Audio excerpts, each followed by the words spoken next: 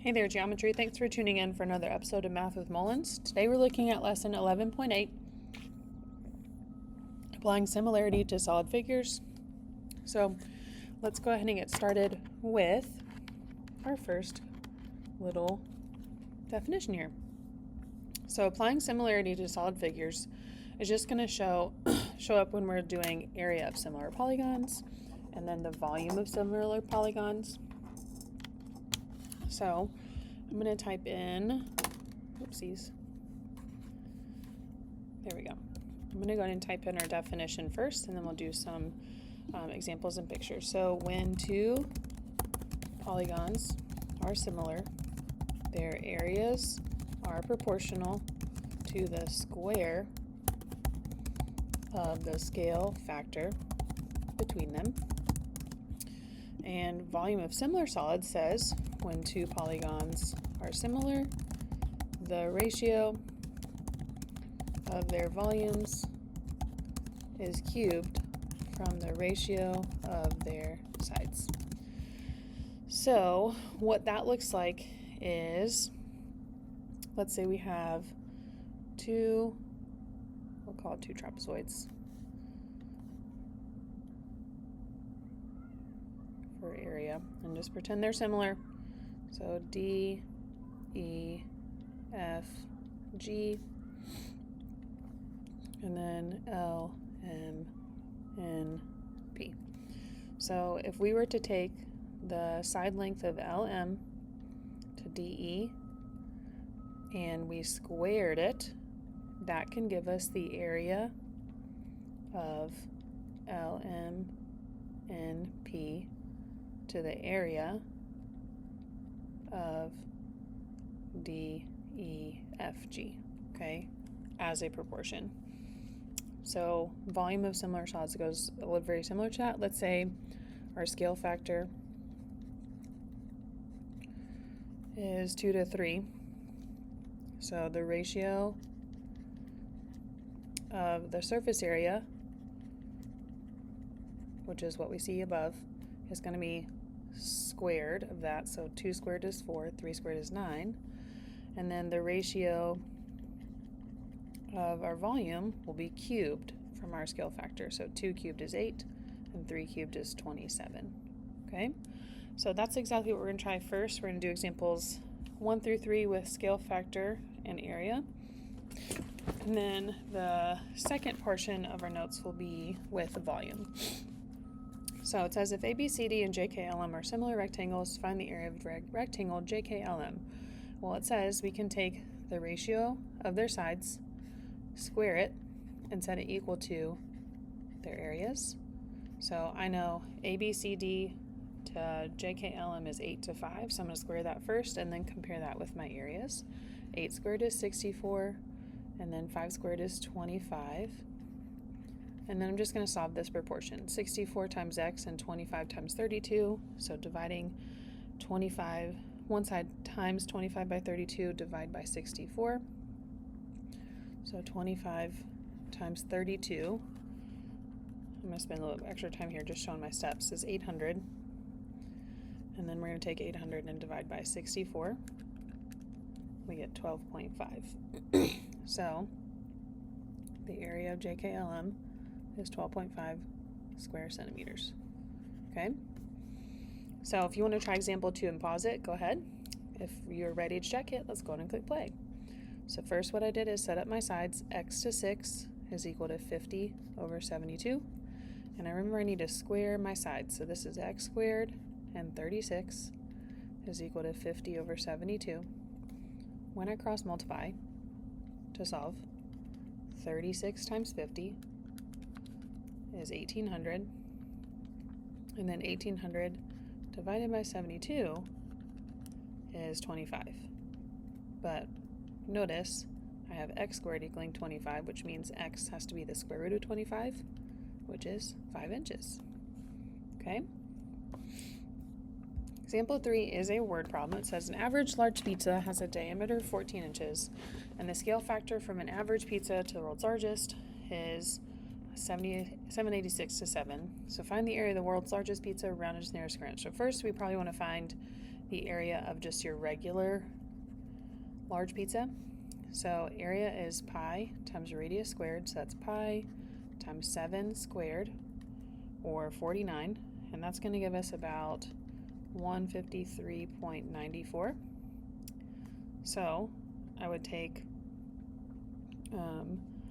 those things and set it equal to my scale factor. So 786 over 7, and this is my scale factor. Remember, this is going to be the world versus average, okay, is equal to, we don't know the area of the world's largest, but we do know the area of the regular average pizza is 153.94. So to start comparing this, I'm going to square my scale factor. 786 squared is going to give me 617, 796, and 7 squared is 49. And I'm setting that equal to x over 153.94. Cross multiplying here, so 617,796. 617,796 times 153.94. And then that's a huge number, but I'm going to divide that by 49. And I'm getting 194,088.08. So to the nearest square inch, we'll just say 194,08888, or 1,940,888 square inches. That is a very large pizza. Next up, we're going to talk about volume. These three cones are similar. Find the volume of each one. So cone 1, remember, for volume is 1/3 pi r squared times height.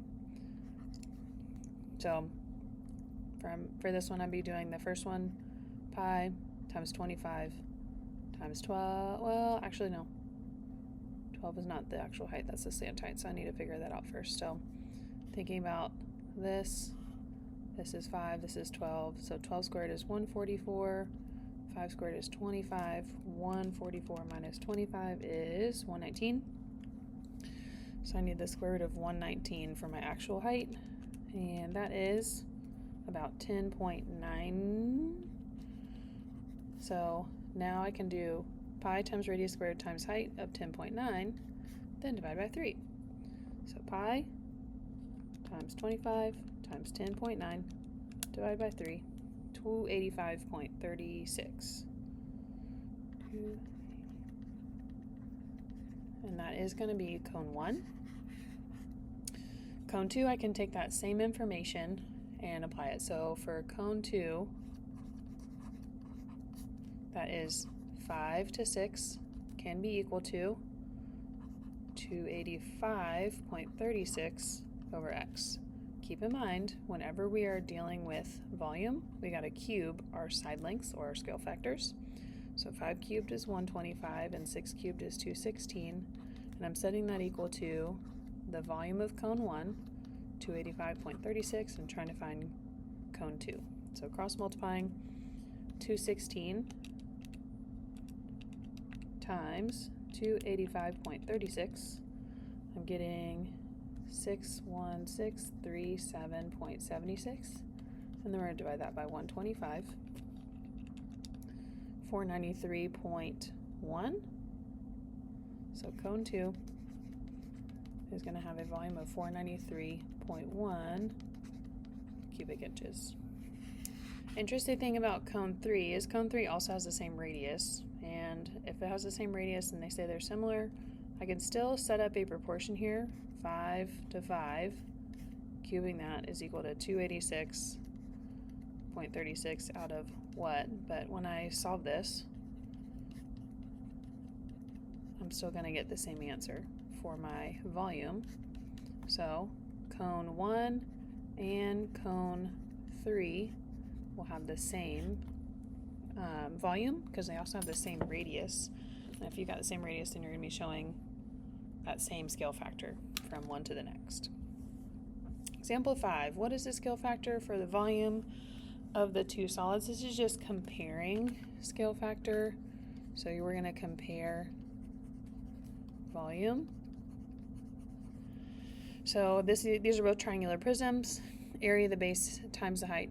So area of the base is 14 times 6 divided by 2 times the height of 10 is going to be 420 centimeters cubed. And then over here, 7 times 3 divided by 2 times 5 is 105 cubic centimeters.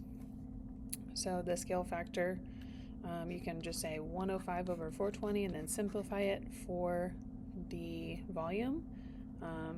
I divided by, let's see, 105 divided by 4, no, 105 divided by 7, and then 420 divided by 7 works too. So 105 divided by 7 is 15, and then 420 divided by 7 is going to be 60, and then one more time, 15 divided by 15 is 1, 60 divided by 15 is 4. So my scale factor would be 1 to 4. So that means my volume for the first one is 4 times as big than the second. Last one, if the prisms below are similar, what's the ratio of the height of the smaller prism to the height of the larger prism? So we know we have the volume of the small at 15 cubic centimeters, and we have the volume of the larger one at 405. So what has happened here is the volume maybe can be simplified first. So maybe if we divide both these by 15, let's see if 405 can be divided by 15. It can, so I'm going to simplify this to first 1/27th, and then I can find the cube root of my volume to figure out my scale factor of my side. So the cube root of 1 is 1, and the cube root of 27 is 3. So 1 would be representing the smaller height, and 3 can be representing the larger height. And there we have it.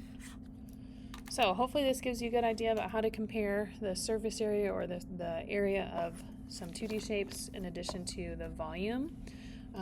And tune in next time when we start reviewing our Chapter 11 test, Part 2. Have a great day.